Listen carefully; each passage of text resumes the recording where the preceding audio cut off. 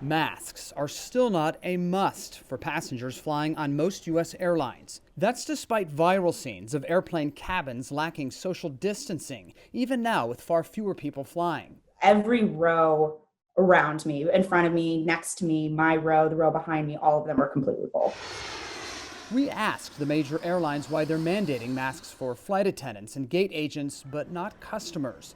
Air carriers responded by pointing to federal agencies that haven't said one way or another if they should require passengers to cover their faces.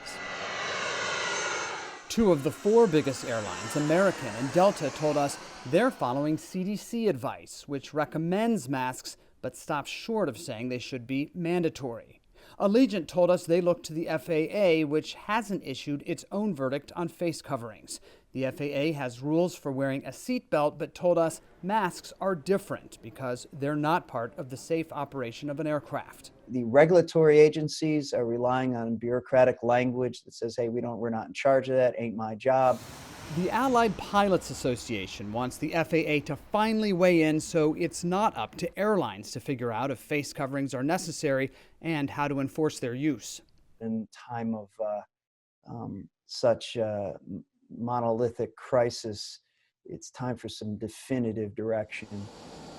JetBlue became the first U.S. airline to announce it would require face coverings for passengers, except for small children, during check-in, boarding, and flight. The airline called masks for passengers the new flying etiquette. So far, for most airlines, not a new flying requirement. Patrick Terpstra, Newsy, Washington.